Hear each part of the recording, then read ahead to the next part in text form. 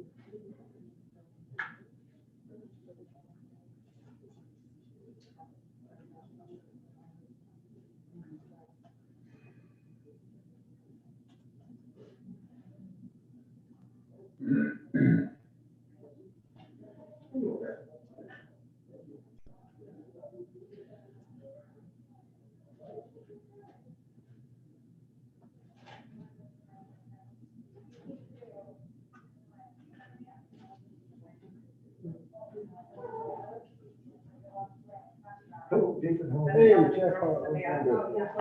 Tony, how are you? Good, how are you? Hi, everyone. How are you? Good, how are you? Good, good. Oh, sure. 2 o'clock, we got a few minutes. All right. We're waiting for Tony.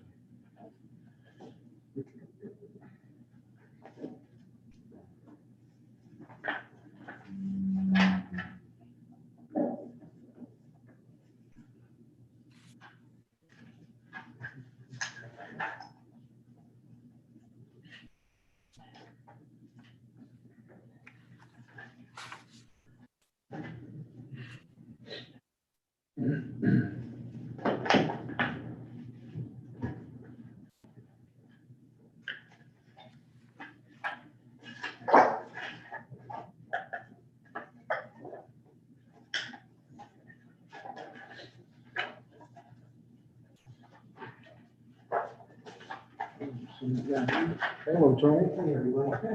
Hey, Tony.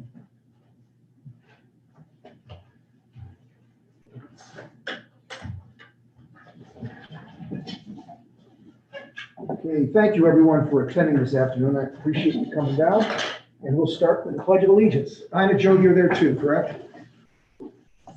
Yes, I am. Hi, Joe. Okay, terrific. All right. I pledge allegiance To the flag of the United States of America and to the republic for which it stands, one nation, under God, Invisible. liberty and justice for all. Okay, I will note that all board members are in attendance this afternoon with Ms. Anna Jo Davis-Chappelle attending via teleconference. I will approve the minutes from the following meetings, the March 5th, the March 12th, and the March 22nd, 2021 meetings that were held by this board. If there's a second? I'll second. Thank you, Ms. Dickon. Any questions or comments? Okay, hearing none, all those in favor signify by saying aye. Aye. Aye. Motion passes unanimously. And I move to acknowledge the Secretary of State's Directive 2021-12, for the special congressional election in the Ohio's 11th Congressional District, and Directive 2021-13, the unofficial and official canvases for that May 4th, 2020 primary coming up, dealing with primary and special elections, open meetings, and precinct election official training. If there's a second. Second. Thank you, Mr. Wondolowski. If there are questions or comments concerning the directives. Okay, hearing none, all those in favor signify by saying aye. Aye. Motion passes unanimously. And we're on to the determination of, I'll move to determine the validity of the provisional ballots and authorization to count provisional ballots for the March 16, 2021 Mayfield Village special election. Second. Thank you. We'll open up for discussions. I see Mr. Hassani Wheat is here. Mr. Wheat. Yes, good afternoon. My name is Hassani Wheat, and I am the program coordinator for the registration department. You should have before you the provisional validation summary report. A total of 6 provisionals were issued, of which all 6 were voted on election day and returned to the Board of Elections to be processed. Staff verified the provisionals in accordance with Chapter 6 of the Secretary of State's Election Official Manual and Directives 2019-04, 2020-08, and 2020-09. All 6 provisionals received were found to be valid. Before we get to our final recommendation, we can quickly review why voters may have voted provisionally. So keep in mind, we do have some assumptions as to the reasons. Also, some voters actually have multiple reasons or will only appear in one category or will be pushed to the Z other category. 3 received vote by mail ballots but did not return them. 1 was an address change and the address was updated on the provisional envelope.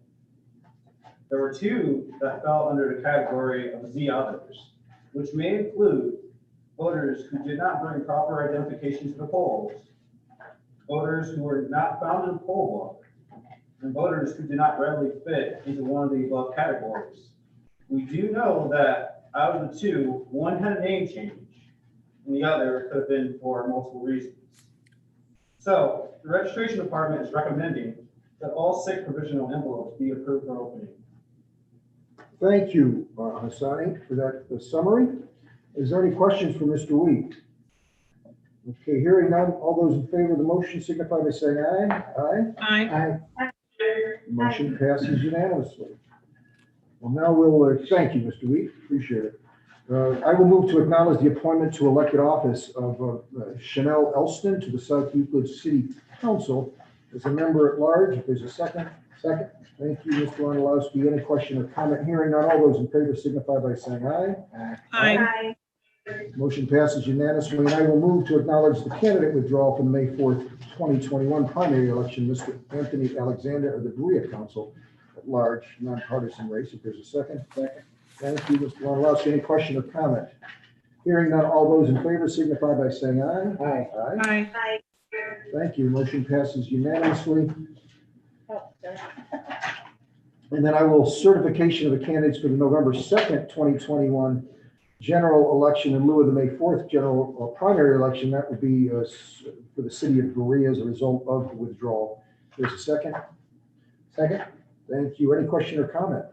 Hearing none, all those in favor signify by saying aye. Aye. Thank you. And I will move on to the approval to award a sole source contract with Tenex Software Solutions to provide live result election night reporting in the amount of not to exceed $24,000 for a 1-year period, beginning June 21st, 2021 through May 31st, 2022, with an option to renew for 2 1-year periods. If there's a second. Second. Thank you. Ms. Susi is here to answer any questions you might have. Is there anything you wanted to comment on, Ms. Susi? I'm going to actually, I'll start off on this one, and then Kendra can help me out. What this solution is something that we started using in 2018, and it's a result of this county going from precinct-based scanning to location-based scanning. And if you recall, when we were in precinct scanning environment, once that memory stick from that precinct was uploaded, you knew that you had all the results. And when we went to location-based scanning, that wasn't the case anymore, because if someone could scan a ballot in any of the DS200s in the location. And so what happens, the way the DS200 tabulation software works is, for example, if you have 4 scanners in a location, the first stick that you upload on election night will show 100% reporting of all the precincts in the location. Well, we know that's not true because we still have 3 other machines in that example to upload. We try to work with the county to come up with a mechanism to kind of give a proportionate way, a percentage way to determine how far we were, and the county couldn't come up with a solution. So we tried to find someone who could help us out. And in 2018, 10X came up with a solution that we've used, and we've used it ever since. And what they do is on election night now, you will see on each contest, it'll have an X of Y number for each contest for however many memory sticks apply to that contest. So if it is a 20 precincts in a certain contest, when the first one is uploaded, it'll say 1 of 20. And this way you can kind of get a gauge of how far along are we. Are there any more results to be had? We have to customize that for each race, whether it's a county-wide race or specific municipality. We did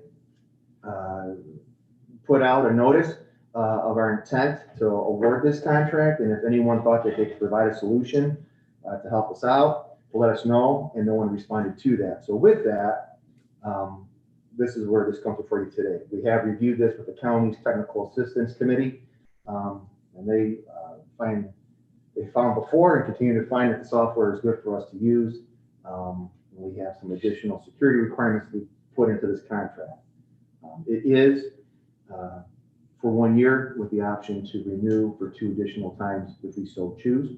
The hope is, but we don't know, is maybe with our new voting equipment, we may be able to get some of this functionality with the new systems, because they may be able to have that, but we don't know until we make that choice. Ms. Zusi, any additional comments? This software, 10X, we have EPBs for 10X. Mm-hmm. This is independent of their EPBs. And they happen to be the only company that wanted to submit a proposal. So, Election day report. So I'll take the first part. Yes, it is independent of the electronic poll book. It has nothing to do with it. It has to do 100% with the memory sticks that are uploaded on election night down at the Halley warehouse.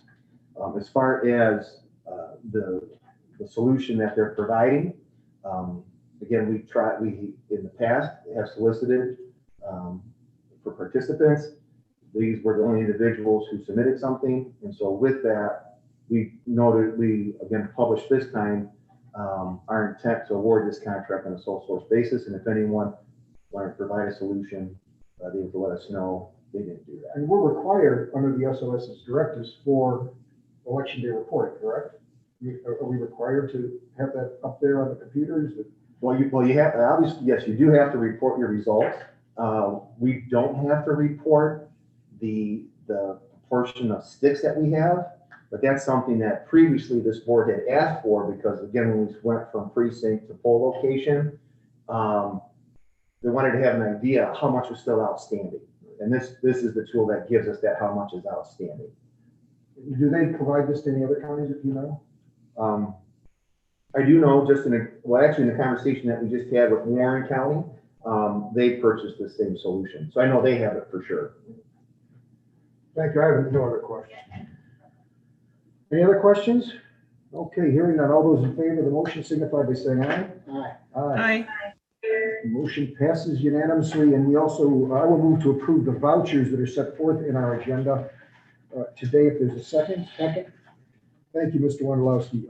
I guess I would just, we get the Pitney Bowles Global Financial, that's the postage, and we run on a lot of postage here. Mm-hmm. The 10X Software Solutions, the poll book maintenance and software license for the period of, well, May of this year through April of next year. That is, if I understand correctly, that's something we agreed to years ago when we agreed to use 10X EPBs. That is correct, and maybe Kendrick can help me out here, but we did agree to a multi-year contract. Right, the initial contract was approved in June of 2017 for a 10-year period. So this is year 5 of that 10-year period. And that was set forth in the initial contract, those terms and prices. That is correct. Okay. Any other questions for Ms. Zusi?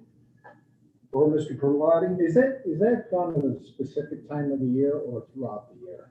That work performed? The maintenance, the software licenses, the maintenance and software, is it performed throughout the year?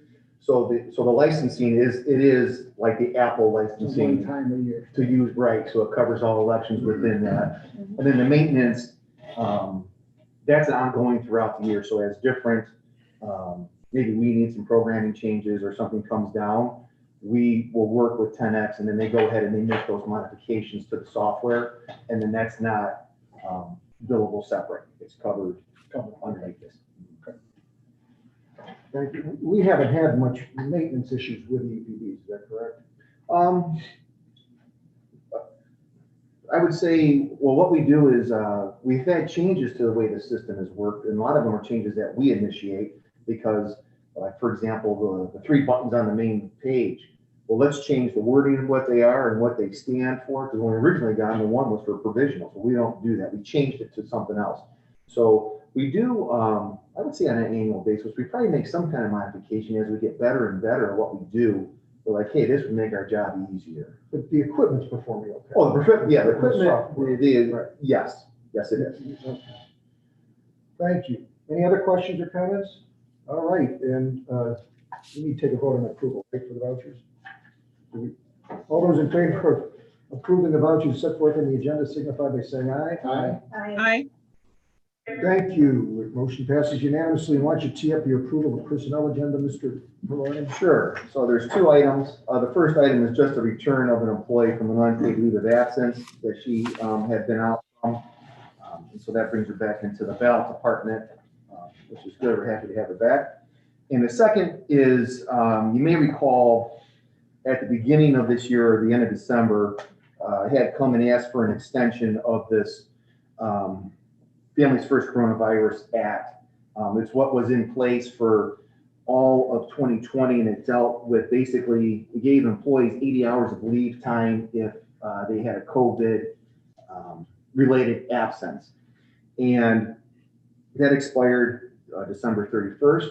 I had asked for an extension and the board graciously approved that. And what I had asked for at that point and what I asked for at this point is for no new time to be given to any employee. If any employee has time left over that they didn't use, it stays on the books for them.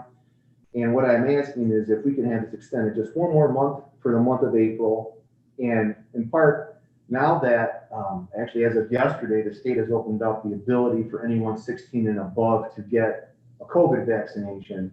I just think this would give the employees, if they so choose to get a vaccination, kind of a month to get there and do it. And if by chance we had a COVID-related incident prior to that, we would have this available to them. I don't foresee if this were to be granted to come back after April and ask for any further extension. And also kind of help as we get into the season. Now we're gonna have more people coming into the building for the early in-person voting for May. Terrific. And that kicks off not too far from now. Next week. Next week, right. So I will move to approve the personnel agenda set forth in our board packages, the return of employee for unpaid leave, as well as the FFCRA extension as explained by Mr. Pilati. Second. Thank you. Any questions or comments? Hearing none, all those in favor signify by saying aye. Aye. Aye. Aye. Motion passes unanimously. And now we have updates, please. Okay, I'm gonna start off here with the update on the May 4th. This will probably be a longer one.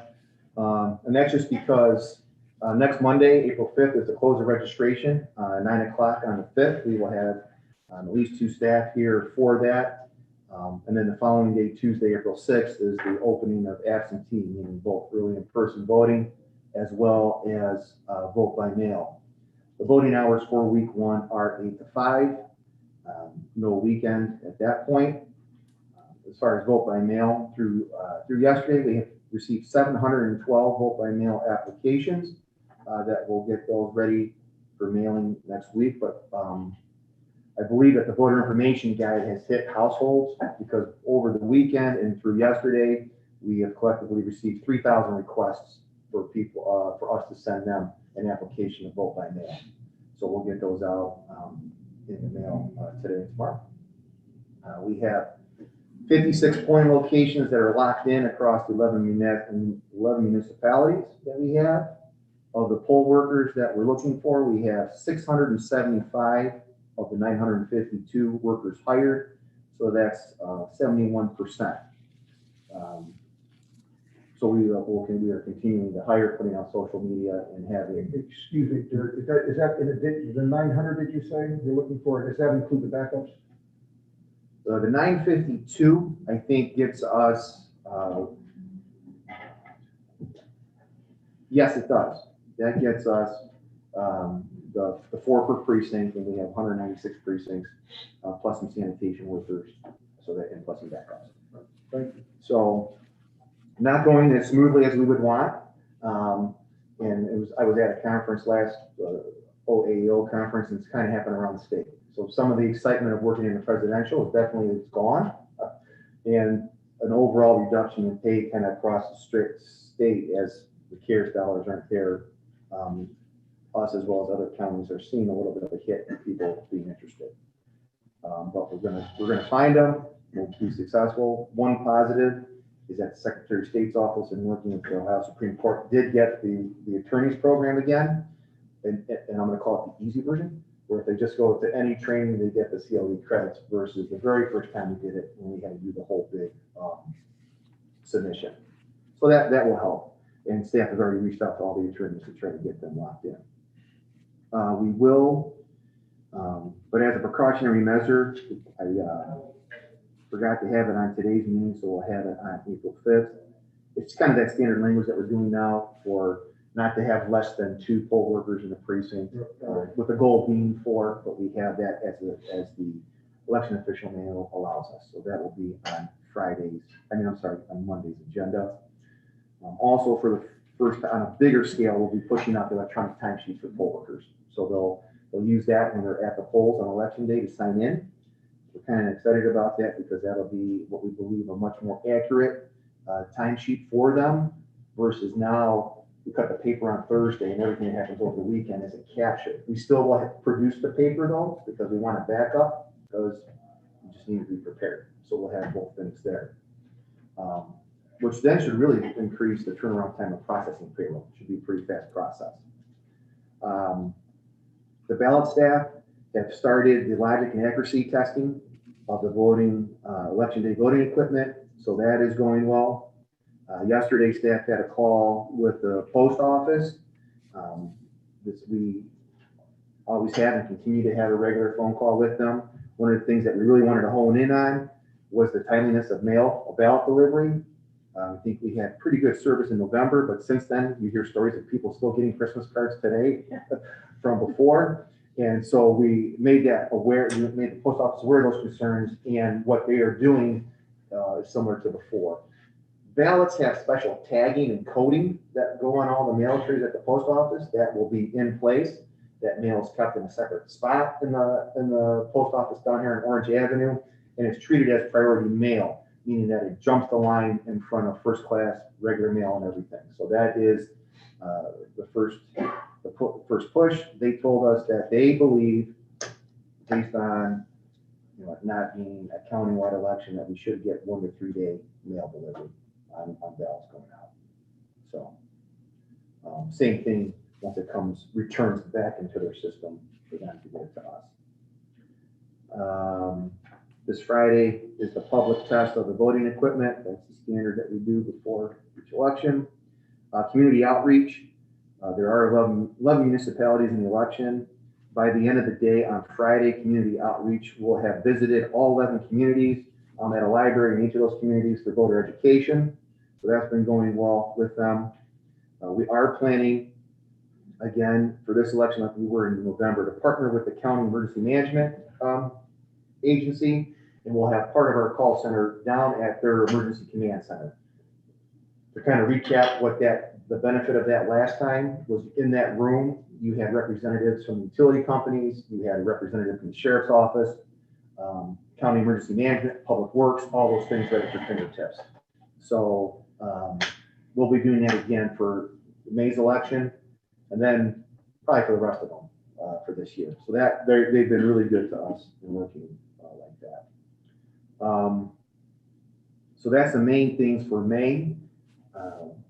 We will come at the April 5th meeting. If you remember, we just approved a ballot proofing procedure.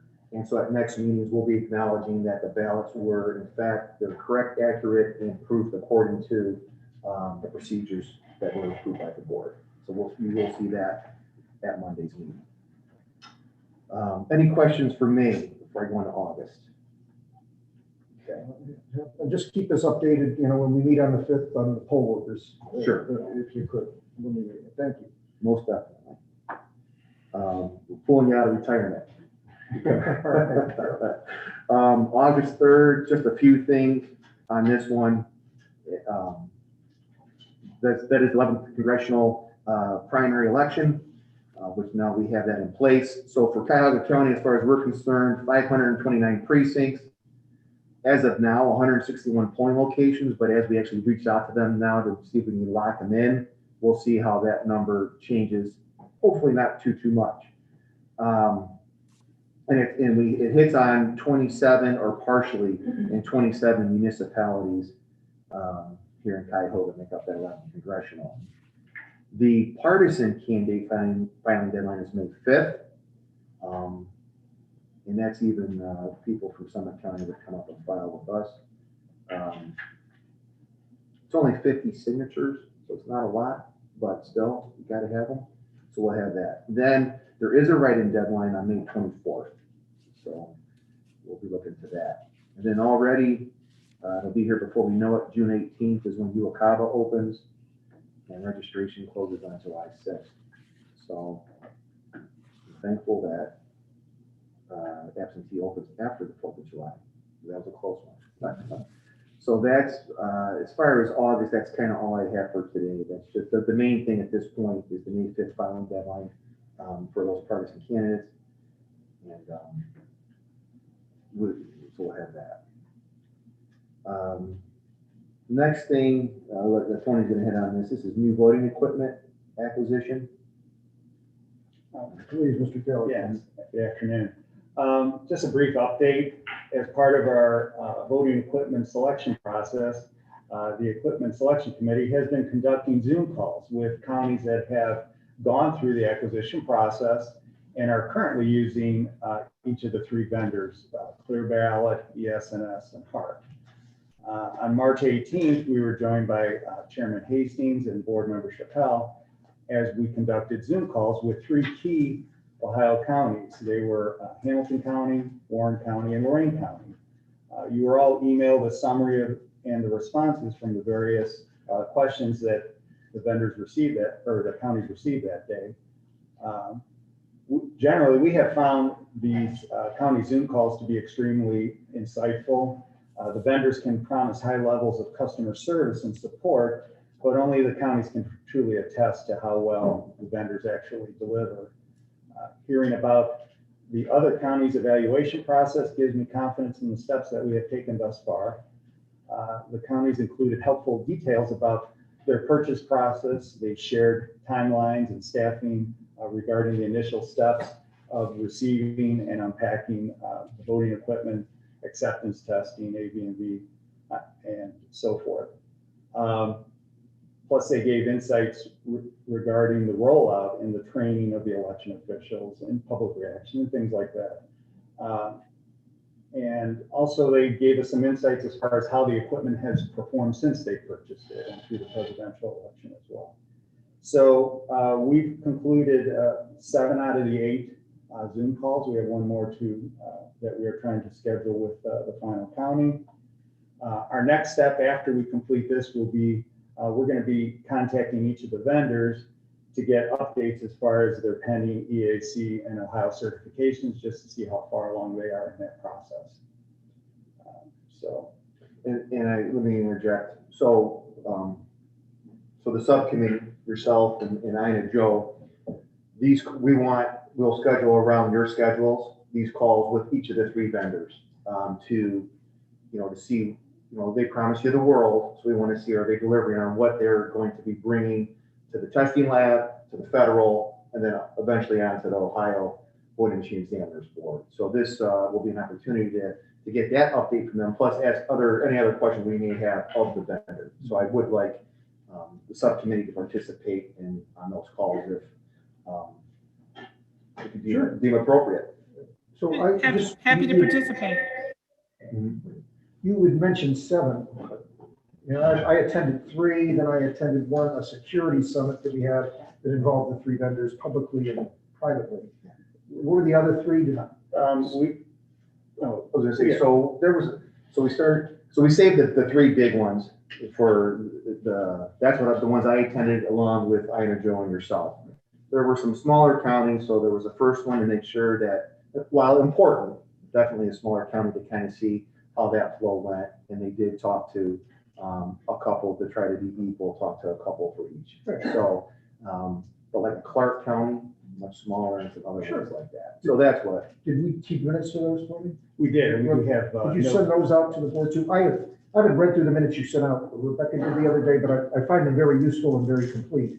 If you could send those minutes to the board members too. Absolutely. Okay, great. And just let us know, suggest some times and dates. Ms. Sticken may replace me, on that committee, but we'll have 2 board members on it, so. Thank you for the update. And just a reminder to the board, when do you intend to come with a recommendation at some point? I am hoping the late fall, in the fall. After the election or before the election? Hopefully before the election. So I am just trying to lock down a meeting date with Trevor Meckler, our former employee, but who was forget his official title. He's like the fiscal officer for county council. So we're going to be meeting with them to really kind of hone in as far as the county council process. You know, when do we really need to have stuff to them so it can be introduced, go on the committee and all that. So that conversation will hopefully happen with them soon. Again, that's something where I think that once I can get something locked down with them, I'm probably gonna, or get a few dates, I would like for whether it's Lisa, yourself, and I and Joe to participate in that too, because as much as possible, we want to ask the questions that we need to now, so we don't get to the end and all of a sudden say, hey, Tony, if it's a bad thing, I'll point to that one, saying, hey, why don't you do this part of it? So as much as we can get that, you know, I want to make sure that we have everybody's has all their questions answered. Okay, thank you. HR policy procedure manual update? Yeah, so I want to let you, that was one of the goals that we had for 2021 or have for 2021. And where we are with that is the first chapter, which is kind of an introductory chapter for employees. Lori, with temporary employee that we had brought on board, basically have kind of like that first section completed. We're going to share it with Tony and I very soon. And I'm getting to the point now where I want to start bringing stuff to the boards. And I don't want it to be overwhelming. So I'm thinking we'll bring a draft, you know, a section at a time. We'll bring the proposed updated version, the original version, and then we'll have a summary sheet for that that kind of shows what changed from the original to the new. We would present that to you. You know, you go ahead and you, not in a meeting, review it and give your comments, but have it, take time to digest it. And then we can come back at a future meeting, get whatever kind of input, edits for that section, and then ultimately get it approved. What I would, you know, so I don't know, and, you know, we can think about this. If we want to approve section by section, I'll present section by section, or collectively we come at the end with one whole thing. I don't need to know that today, but I need you to kind of think about that a little bit, how you want that to happen. Also, we have put together, we'll know all the names today, a group of 6 employees. We wanted 3 from this building and 3 from the Halley. And we let the managers, they're picking who they want, someone who's either a manager or assistant manager, someone who's a supervisor, and then someone who is an election official from each of the buildings. So that will make up the 6, who then will sit down with Tony, myself, Lori, and go through the sections, also reviewing it, but as well as certain, I guess, policies that typically we hear the most about, such as the discipline section or time and attendance and all those types of things, and try to get some of their input. So we can kind of incorporate that, get input from the board members, you know, and figure out. Good. I'm glad you're including the employees, and that's important. Yeah, I mean, you want to hear, doesn't, you know, if we can get it, I mean, ultimately it's the rule book and it's going to be what it's going to be, but if we can get some input, to see, you know, there's certain things that we're not thinking of, we would want that. And I like the approach of giving us a section at a time to look at. I don't know that we need to approve each section. I think we should approve the policy manual at one time and we're done. But at least we'll be familiar with all the sections prior to that, so. I have a and question. have some input. I have a question. Please. Yeah, I know in the past, we had sort of referred to the county HR policy, or at least we were cognizant of the fact that our policy mirrored the county policy in large part. Is our update going to be different or result in a different language and policy, you know, sections than the county's policy? It's not going to be a mirror image of the counties.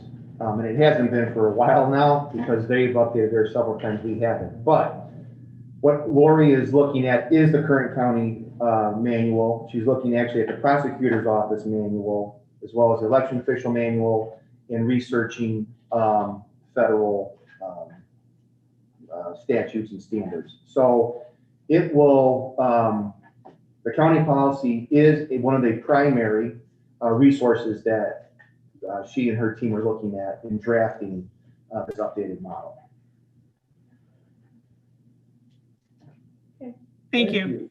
Anything else on the HR policy? I like the idea of, you know, approving it at once, but taking it, you know, I think that could be a long discussion otherwise. It's a lot of changes. Thank you. Any other questions? Hearing none on the grant for the tech and civic life? Sure. So we, as you know, we applied and were approved for an extension of that earlier on. We have to expend the remaining funds by June. And so of the 650,000 in carryover, about 200,000 of it has been used for the qualifying outstanding invoices from 2020 that we got those invoices in 21. So that plus the PEO training software. So that leaves about $450,000 remaining. So what I want to tell you today is kind of where, you know, Tony and I met, and we met with some staff on where our heads are in trying to spend this money by the deadline and follow the criteria now that have been imposed by the grantors. So it's got to be outstanding bills from before, which we've already done that. It needs to be, you can use it for voter history. Well, our voter history is done, so we don't need that. And then it's, you know, in a COVID environment, how can you execute safe elections in 21? So our focus, you know, we did do outstanding bills, and now it kind of goes to the how do you make things operate in a COVID world? We kind of came up with 5 areas and trying to keep it simple, so it's not a huge laundry list, because trying to get that across the finish line would be a little bit challenging with the timeline that we have.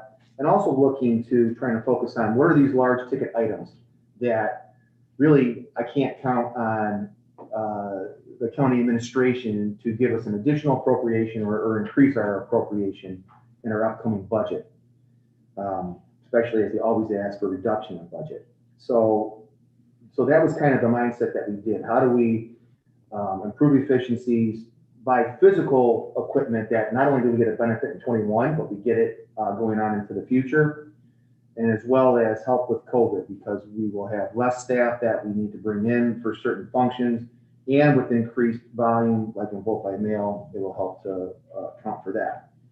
So I'm just going to go through these 5 areas that we primarily talk about.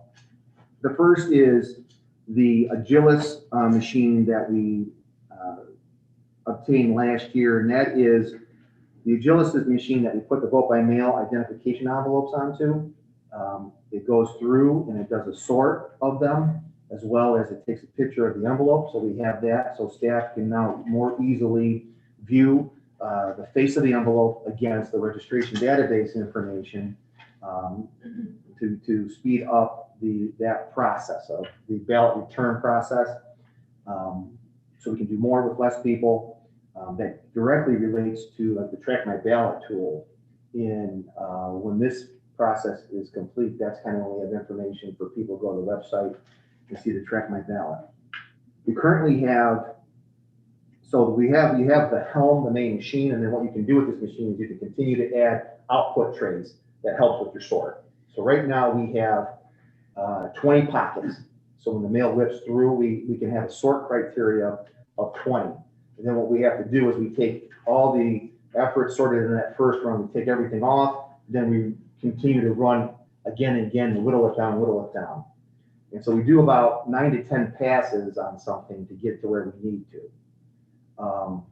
So I am recommending that we purchase 5 additional stackers, which would give us another 20. So we'll take our 20 to 40. It is $130,000 for those. But then what that does is we can at least take a third of the passes off when it goes through. So again, and this is automated, so you don't have people touching. So this is the machine. So we can use the same helm and we can add on, and this machine will be able to accommodate those additional. So the first thing is 5 additional, they're called stackers. So 5 additional stackers for that. The next item is the OPEX mail extraction desk. And so this is, last year, is actually able to get a grant from the Vote at Home Institute for these machines. This is what helps to make all vote by mail states efficient, like Colorado and Washington. And basically, it's a mail desk that it runs the mail through, it slices it on 2 sides, it opens it up so an operator can sit there and pull the content out, and then the envelope continues on down. If something is mispicked, it's very weight sensitive, so it'll stop the machine, shuts it down if you did pull something out of an envelope, or only partially put something out of the envelope. We currently have 3 of these, and again, we got them last year for the first time.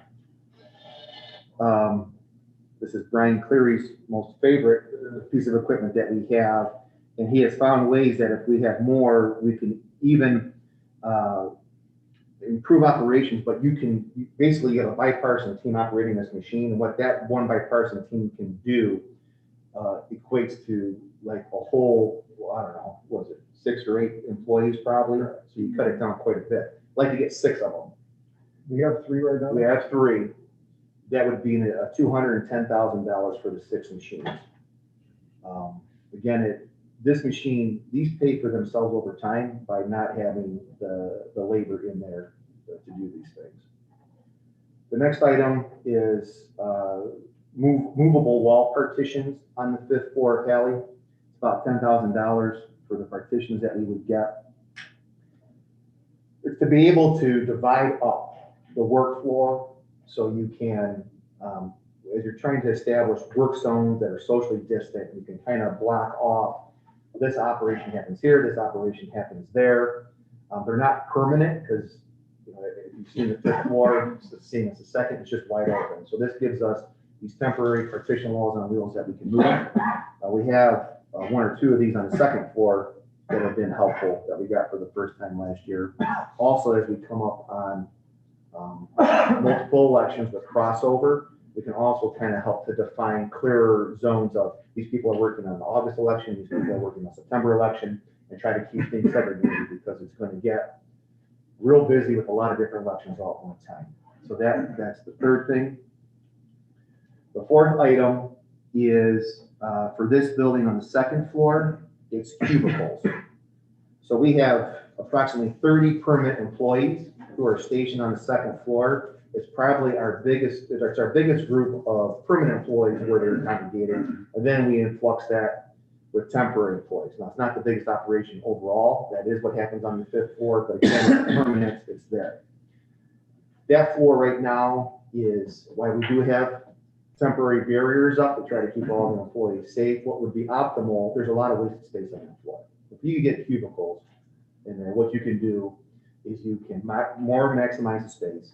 You can actually get more people in the area, but safely have them in an area. And actually, that's where our phone operations happen. It improves efficiency there because it knocks down noise. So you're, you can actually hear who you're talking to on the phone.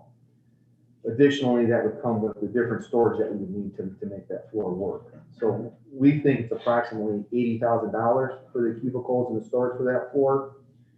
That would be something that we would come off with state term contract that we have. And then the last item is it's a pallet stretch wrap machine. Basically what that is, and that would go at the warehouse, is right now, after every election, so there's a Secretary of State retention schedule. And so after each election, we have to palletize all the voted ballots, the unvoted ballots, the vote by mail envelopes, and a whole slew of other items. We get them on pallets, we shrink wrap those so they can be kept, and then we move them to wherever we need to move them.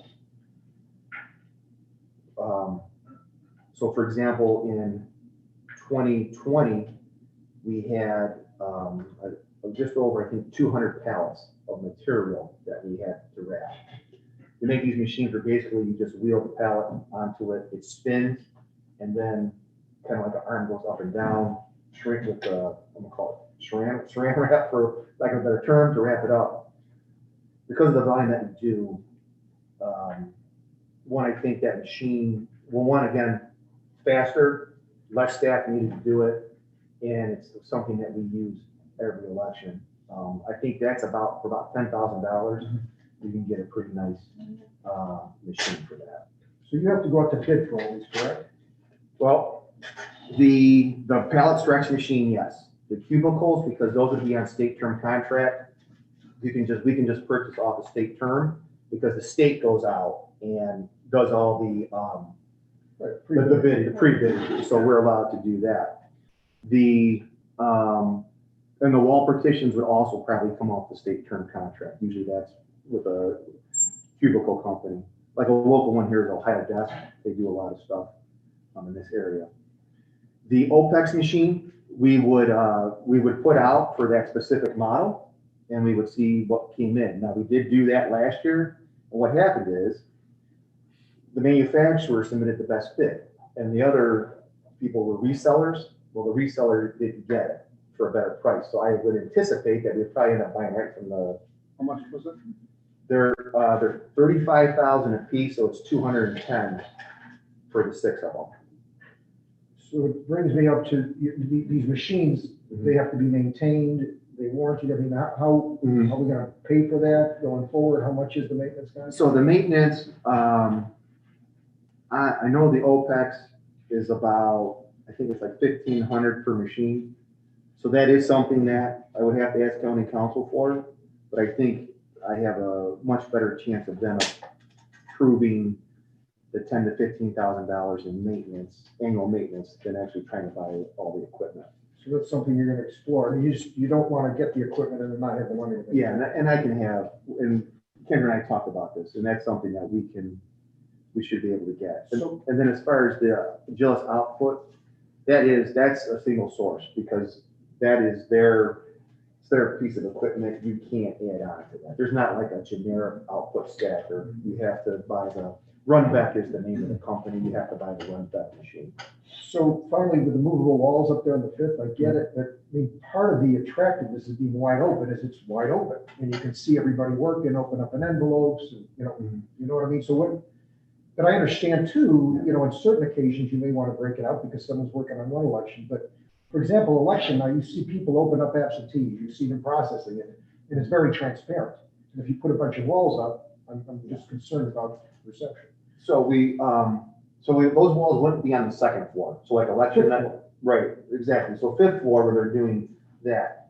I don't want permanent walls, right? You want to be able to reconfigure the room if you need to. Yes, if it's wide open, you can definitely see the whole floor. Again, though, I think it's discontinued, so you can kind of box off certain types of functions. somebody, if they were an observer, they could walk to all the areas. It's not like anything is hidden. But I know just in talking with the staff in the ballot department, it gives, you're gonna have over 100 people on that floor. It helps to define areas, to keep control, keep people from wandering from one spot to the other, but also to, as you go through the various steps that you have those clearly defined areas where when it's wide open, it's kind of a guesstimate of the spot. So you can get, you get a good gauge of what's left to process, what's in the queue to process in those areas. People from this area don't touch anything over here because it's only at a certain stage. So it kind of helps to define these zones of work to actually improve efficiency. I get it. You can't see the entirety of everything, but Well, if it's set up in some manner where you could be at the head of the room or the side and then look down like hallways of, you follow me? So you could see things going on, the public gets to see things. And I just think that would be part addressed by how you laid it out, instead of having a bunch of four-walled rooms. Yeah, I don't envision like a lot of four-walled rooms. It's almost like probably like running north to south. Right. Like you have thirds or quadrants that you're kind of making on there. Where, I mean, is that somewhat correct, Ryan? Yeah. I mean, where you, like, if you were at the head of the room, you kind of would be able to see a lot of what's going on. Hi, Brian, Clery, Manager, Ballot Department. Hi, Brian. Yeah, what we envision is we're moving the Agilis against the windows, so we really want to kind of put a wall up there so people aren't going up and getting in the way of the Agilis being processed. And the second wall we really want to put up is kind of divide the open count area. So it's kind of the left hand of the room where we have all those tables from the actual VBM processing, which we call the scanning, the apps, the view, the Agilis, and all that. So really, it'll kind of be like a wall this way and a wall this. You'll still be able to see as you come in the doors. You'll still be able to see everything. We just kind of want to differentiate. Okay, here's the Agilis part. We really don't want a lot of people in there other than know what's going on. Then the open count is really just for people. They do exactly that. They just open the VBM envelopes and count. Oh, good. I mean, I'm glad you thought that through, that it's still. Yeah, we're not going to divide up and make like little hidden areas or anything. We just kind of want to clear delineate what processes are going on. Sure. It makes sense. I mean, I've been up there, we all have, and it helps. I understand what you're saying. Thank you for answering the question. Let's have a question. Please. Yeah, so it sounds like with the 5 projects or 5 areas you've identified, you basically have expended or very close to expending the 450,000 left. Is that correct? That is correct. Yeah. I just wondered, you mentioned track My Ballot, and we talked about what used to be a really nifty kind of thing for the voter a while back, the voter notify piece. And I know that there were some issues around potentially security. And I'm just wondering if there's any chance that could come back in some way, and if the grant monies could be used for a similar kind of voter notify software or function. You're correct. It did go away because it didn't meet the cybersecurity requirements. The company didn't do it. But I can look to see if there are other solutions that could provide that mobile type app device that would give you that, and see if we can get that to comply with the criteria. Yeah, if there's a potential solution, I really think that that produced some efficiencies, frankly. I mean, there were voters who, I can't find out what's going on with, where's my ballot? And we do have some of that with Track My Ballot, but there seemed to be a special affinity for that other software, Voter Notify. So if there's some other solution that doesn't pose a security problem, and if grant funds could be used for it, that if there's any remaining dollars left, that would be something maybe to take a look at. But it sounds like you've been very thoughtful about how to use the rest of the grant money. So I appreciate that. Thank you. Any other questions? Okay. So I don't think I need to get a vote on it, but I just want to make sure, it's a lot of money. I want to make sure everybody knows what it's going to be expended for. And just like Anna Joe, thanks for bringing that up. you know, if there's other things, I want to be able to do I that. mean, I'm sure you're working with Mark, and, I mean, the money you do propose to spend is in compliance with the terms and conditions of the grant. Mhm. And so it's a matter of coming back to the board, asking us to approve it, but no, we needed a heads up on that, so thank you. Any other questions? Okay, public comment, is there anyone here who has public comment? Yes, Chairman Hastings, Adele Eisner is reserved her right to speak today. She's coming in via Zoom. Terrific, I see, if you've called it, Adele, we've got the clock running, the board has your attention. Thank you very much. I was going to say, can you hear me? But that gets old. Anyhow, good afternoon. And the first subject that I want to address is the computer security concept of don't put all your eggs in one basket. In other words, spread out vendors where possible, etc. And I want to reaffirm my concern about so many contracts going to 10X, which all seem to issue from the original decision to get the 10X e-poll books. And it didn't seem foreseeable at that time when the first purchase was made.